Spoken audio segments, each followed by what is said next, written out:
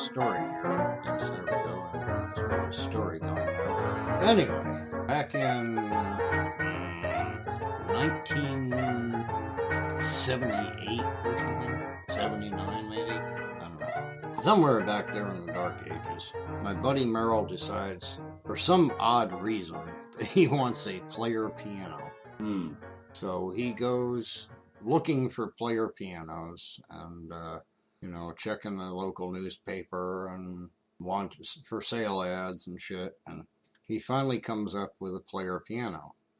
Unbeknownst to me, I didn't even know he was looking for a freaking player piano. He calls me up one day and he says, can you drive a U-Haul truck? I'm like, yeah.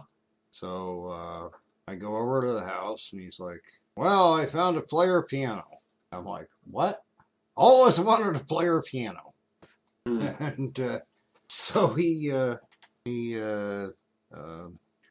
goes over to the local, the fuck was it called? Tower Texaco in Parsippany, that was a U-Haul dealer, and rents a U-Haul truck from them with a electric lift gate and has me sign on as the driver of the truck.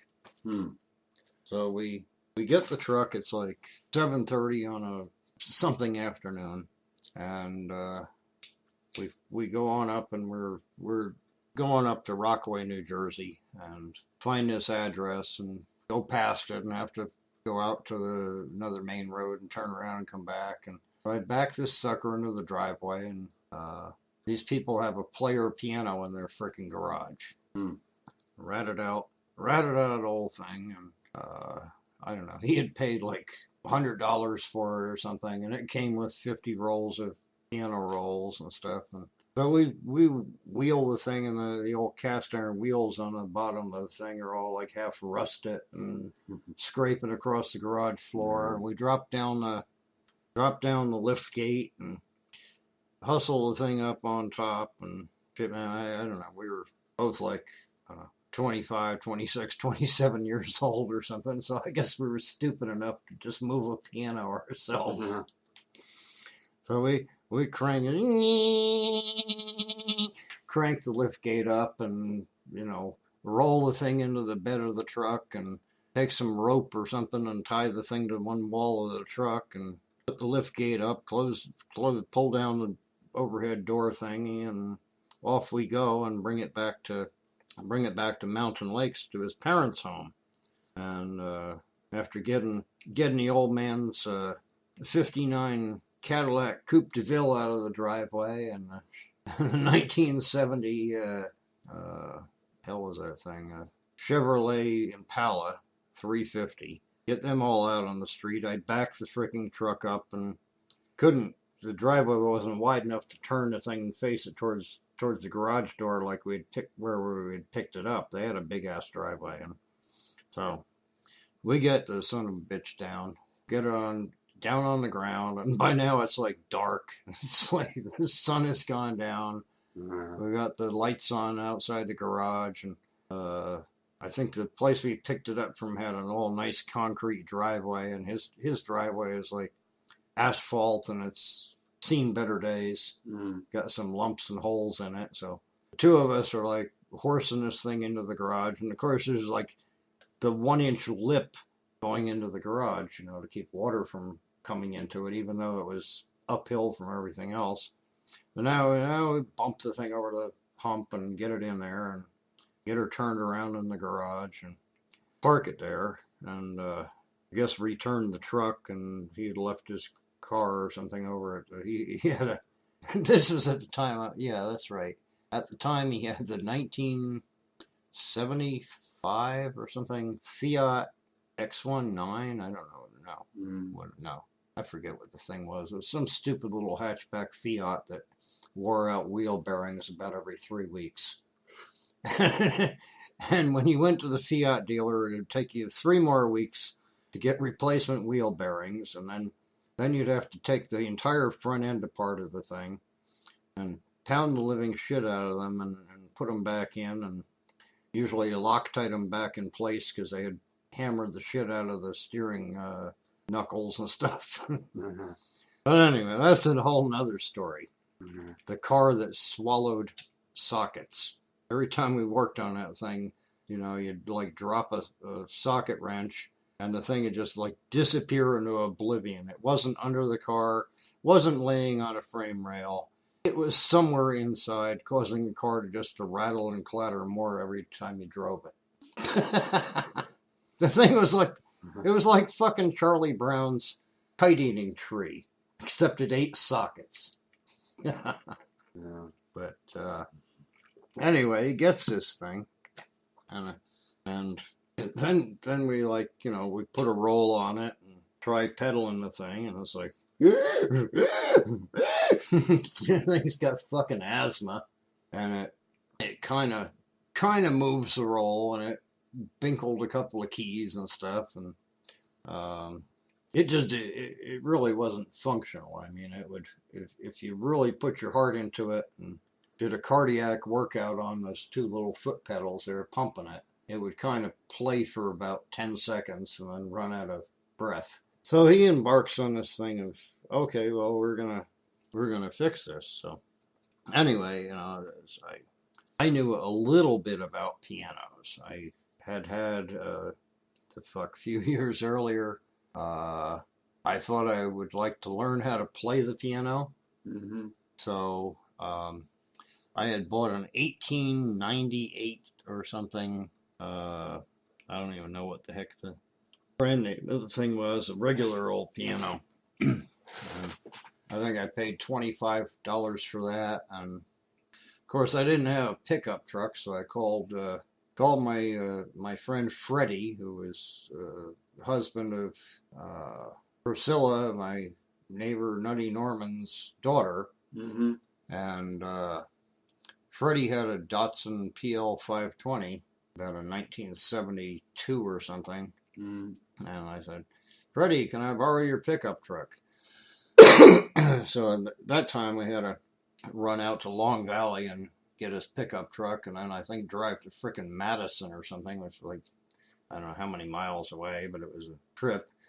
Get this stupid thing, and it's like I had gotten a couple of people to come with me and follow me, and because you can only fit like one person beside you in a stick shift PL 520 Datsun pickup truck without smacking them in the balls every time you shift into fourth gear, you know. So we get down to Madison, and you know, it's like this $25 piano or something like that. And I go in there and, you know, lift the keyboard covery thing up and bong, bong, bong, bong. This is an old upright. Spin it, or no, it wasn't a spin it. It was a full upright. Spinets are shorter. Spinets are like that high, and uprights are shoulder high. So anyway, we get there, and these people got like 8 stairs and a concrete porch or something getting out of the house. And they're like, oh, good you're here. So I give them $25. And we got like, probably 6 people or something. You know, 5 other people with me. And, you know, the homeowner's all happy. They're getting this piece of crap out of their living room. And we try to get out on the porch, and of course the steps are only like fucking 24 inches wide or something like that. It's like not your usual yard wide things you got today, you know. It's like old little narrow steps. And so we get this thing out of here.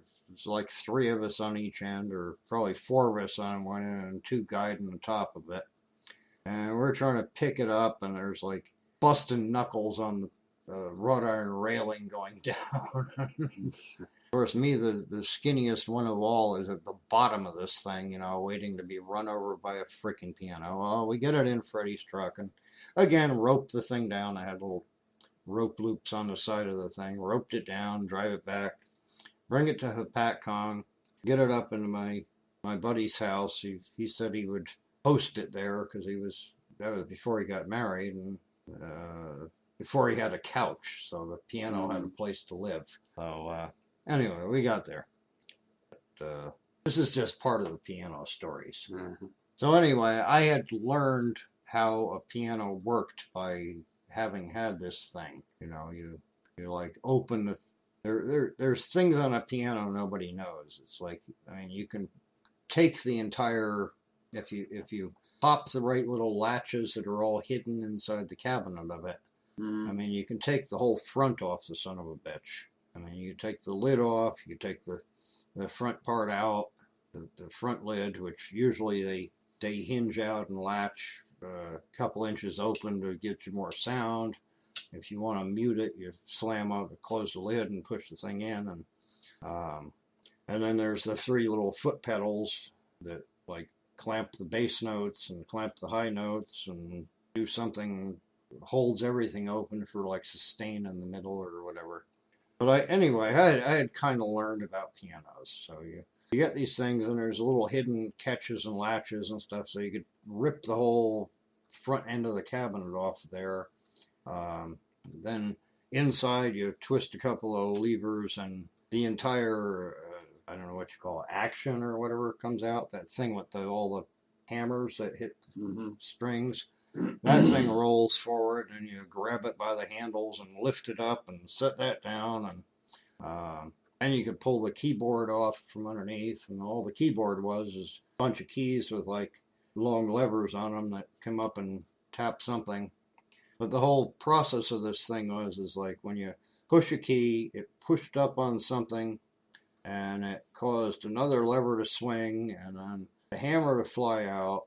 But the hammer each one had a little leather strap on it to control its motion. And again, there were other wedges and stuff that those foot pedals controlled. So anyway, Merle knew I had some sort of strange notion of pianos. So we get this son of a bitch home and try to play it, and it doesn't work at all.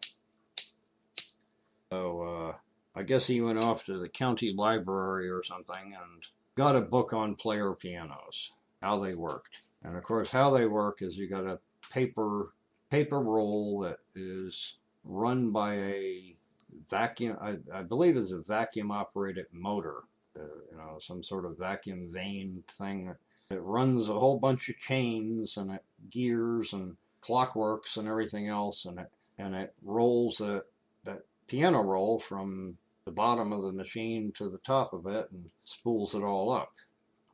So anyway, as it goes through, there's a plate there that has 88 freaking holes in the thing, one for each key, and probably 91 holes all told, because then it also has to control those three foot pedally things to, mute the highs or the lows and sustain something or whatever. So it's got a lot of freaking leaks in the thing. It's basically, and you got this, basically it's like a roll of paper kind of, and I think it was like oiled or waxed or something so it wouldn't leak air, and it's being sucked against this plate by the action of the vacuum thing you're generating with the foot pedals and bellows. So we get this thing, and a few days later, he had gotten a book out of the library, and of course this is all pre-fucking internet. You couldn't just go on the internet and watch a YouTube video of how do I fix a player piano. No, it didn't exist. And so we were pretty much on our own. He had found a piano supply place somewhere down in like Patterson or some shit like that had parts or could order parts or whatever. And so we start tearing this sucker apart, and we get start gutting it. And of course, all the bellows are shot, completely shot. They were just barely gasping, and the leather had dried out and everything, the little flaps for the bellows and shit. And so we made a big list of crap that was wrong with it and whatever. And there were, like I said, there's 88 or at least holes in this reader thing for the player roll, play a tune. And each one of those had to be absolutely sealed from there down to whatever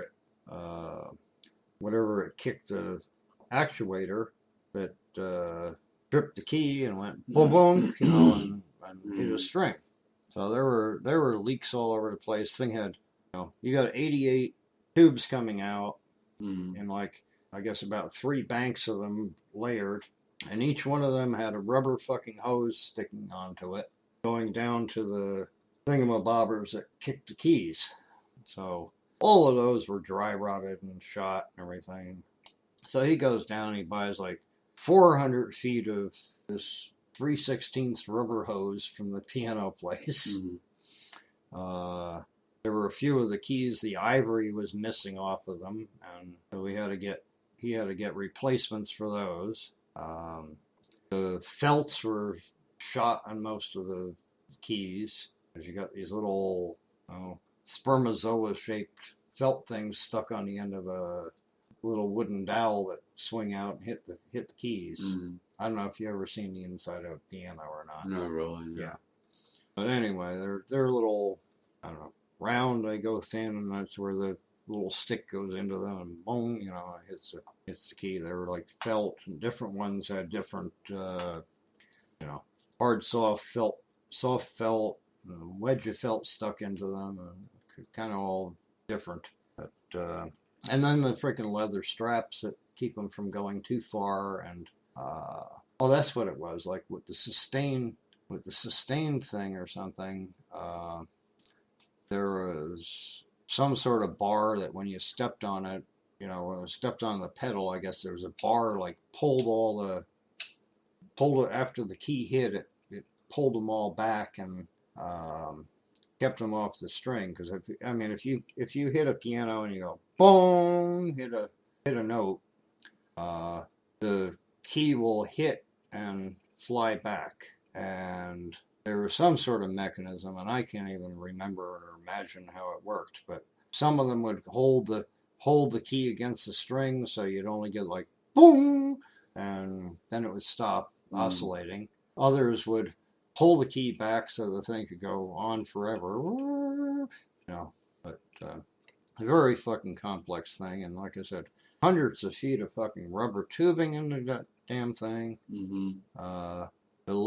All the lead tubing, there was some corrosion in that. We had to fix those with solder and shit. And he eventually got it working, and it was pretty cool. But we had to rebuild the bellows. We had to rebuild a lot of the, little bellows that, operated each key. Just kind of the whole wild machine. And I can't believe how they designed these things back in like the 1800s, and again, like I was showing you before, the music they played was impossible for one human being to play. Because if you ever sit and watch one operate, it's like there's 4 phantom hands plucking keys on these things.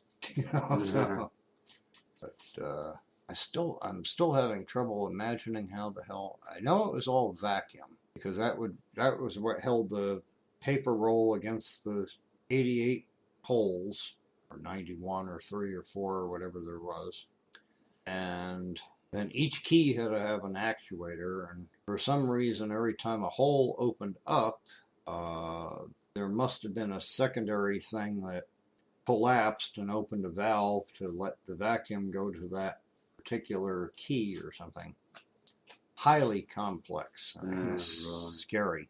It really is scary. But ultimately, we got the thing done. He was into furniture refinishing about those years, and stripped it all down and cleaned it all up and refinished it with Swedish fish oil or something like that. I don't know what the hell they call that stuff. There was some sort of oil that you put on, and you'd have to like let it dry like 3 days, and then take 000 steel wool and scrape it all off. Use a cloth and then a tack cloth, and then you put the Swedish fish oil back on the wood again and let it dry up and repeat. And finally you get a nice finish on the thing. But then he got married and bought a house, and that was part 2 of the story here.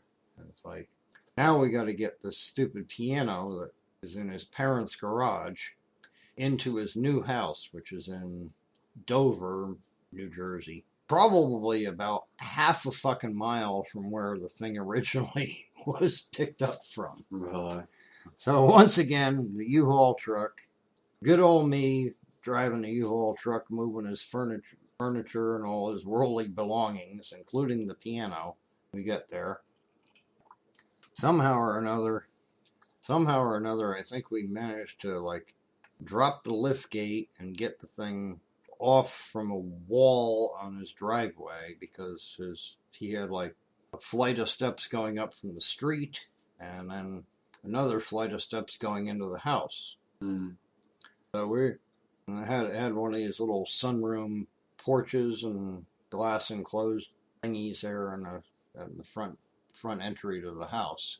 So we get this frickin' piano, and of course it's moving day, and there's like cases of beer and 16 friends, and once again, time to get this thing in the house. We're like grabbing the grab handles on the back and underneath the keyboard, and the door is like 28 inches wide, and the piano is 24, and everybody's scraping their knuckles and stuff. Going up the thing, this guy Wally McLeod, is a big ass guy, big old Wally, and he was at the top there, pulling on this thing, getting it up the stairs, and he puts his frickin' elbow through the door there. The porch door was like glass. It was like one of those 6-pane glass windowed things. Wasn't a screen door. And he's going up the things, and somebody stumbled or something, or the stairs cracked, and he puts his frickin' elbow through the door and starts bleeding all over the place. Once again, me, the smallest person on the crew, I'm sitting there at the bottom of this thing, and it starts to teeter because Wally just kind of set it down, because it's like, oh fuck, I just put my elbow through the glass, and he's bleeding. But we finally got it up on the porch and pushed it through the front door and into the living room, and it got there. Why have to go to the hospital? No. What is it? Nothing you can't fix with duct tape, I tell you. we were the wild crew. It's a hospital, doctors, no. If you can't fix it with duct tape, you just bleed to death. Fuck it. And I think it was several years later, I was back at the house before he moved to another house, and we ended up, since the wheels were so rusted and crappy and stuff, he had gotten new wheels. I went up there one night, and we laid the thing on his back, put the new casters on it, and then somehow managed to stand it upright again. I don't know how two of us just did that. And it was like a 600-700 pound monstrosity, because player pianos are a lot heavier than regular pianos. I was just grateful when he moved to his other house, which again was like less than a fucking quarter mile from where his parents' house had been in Mountain Lakes. Back to his new house, he just got himself a damn mover, and we didn't have to touch the piano. We could just go there and drink beer.